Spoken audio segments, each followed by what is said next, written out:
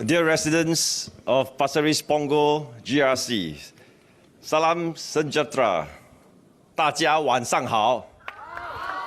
Good evening. It has been a very busy week for me, but I've been cherishing every moment of it. I've spoken to many residents about different issues, and many of them have centered on bread and butter things. Our team has updated our residents on the programs that are ongoing and those that will be fulfilled in the short future. I've mentioned many of these in my first rally speech, and our team is looking forward to building a better town for ourselves and for our children with you. Tonight, I would like to recount 3 interesting conversations I've had with you on the broader issues facing our Singapore. First, I met a Mr. Harry Gunn in one of my blog visits. When I went up to him, he shook my hand readily, warmly, and told me straight off, "I will vote for you."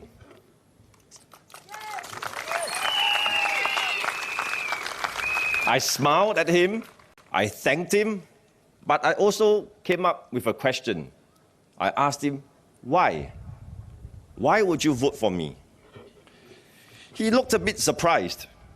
Maybe he expected me just to shake his hand, thank him, and move on to the next neighbor. But he paused for a moment, and he told me, "I don't take Singapore's success for granted."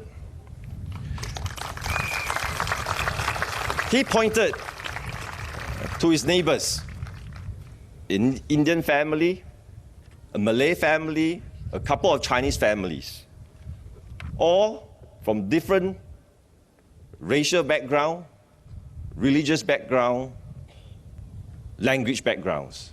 He said to me, all of us live in harmony and we take care of each other. Where can you find this in the rest of the world? Harry is right. We should never take any of these things for granted. We must remember that Singapore is a small island. We must remember our history. We must remember the racial riots, the religious riots that almost tore us apart in the earliest years, the tumultuous years of our nationhood. Yes, we celebrated GE2015 on the 9th of August, but the journey wasn't a smooth sailing one, as many of the younger generation would think. Our generation must tell our history to them, to let them know that Singapore's exceptional story is based on hard work, exceptional leadership, and committed Singaporeans.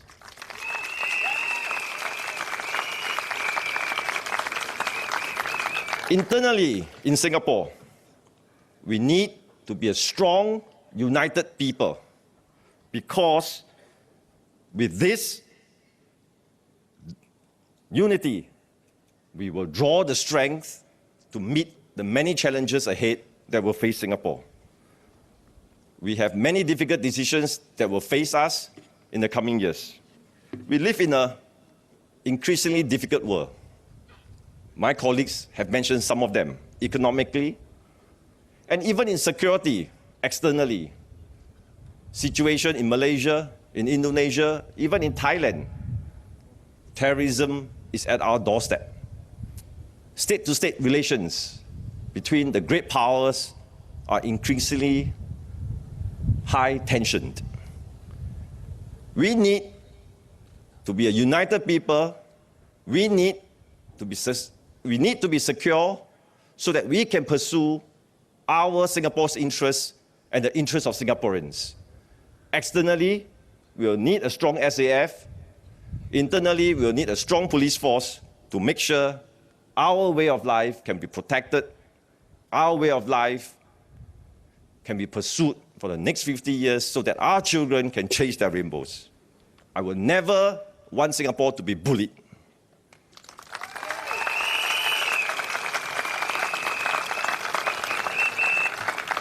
On the second story, last evening, as I was walking about in the late evening, walking back to my office, a middle-aged father in a very interesting device, a motorized skate scooter, with a daughter riding in front of him, reading a book, was riding past me.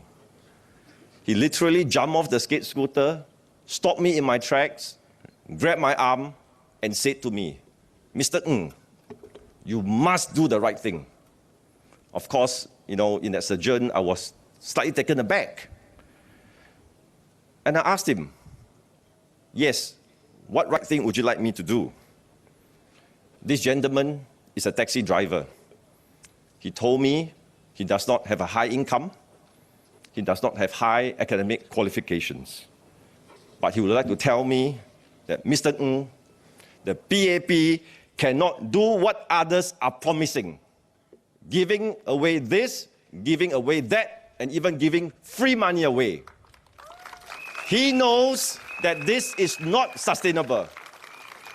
He pointed to his 8-year-old daughter, if I remember the name correctly, Shannon, and said that, "I do not want my daughter to grow up in a first world country and in one generation end up in old age in a third world country."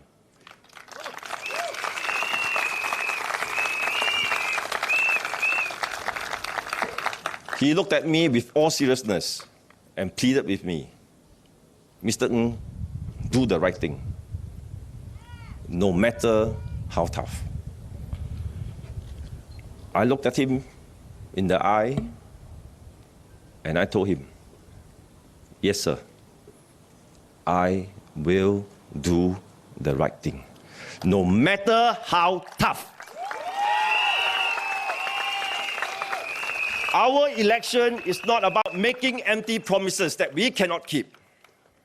Instead, we must calmly, collectively come up with the best plans to position our Singapore in all aspects so that we can serve our national interests and we can serve our Singaporeans' interests to the best of our abilities. With a strong economy, Singaporeans can have good jobs. With good jobs and income, Singapore as a society will have the resources so that we can take care of each other.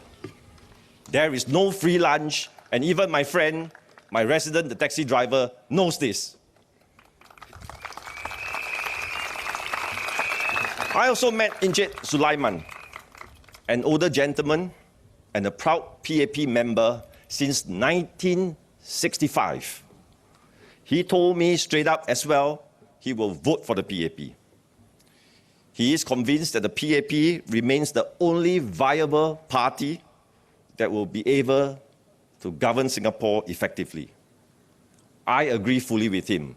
Do you not? Yes. Simply take a look at the world around us. While some of us may argue that having more opposition will serve us better. But I ask humbly, where is the evidence around the whole wide world that this will actually lead to a better outcome for Singapore and Singaporeans? Look at the world around us. My friends from around the world, be it the US, Australia, Europe, Taiwan, they lament to me that their politics are moribund. They cannot get things going. They cannot get things done. So, this is not just a debate where we argue and can go away agreeing to disagree. This election is about your life, about my life, and our children's life.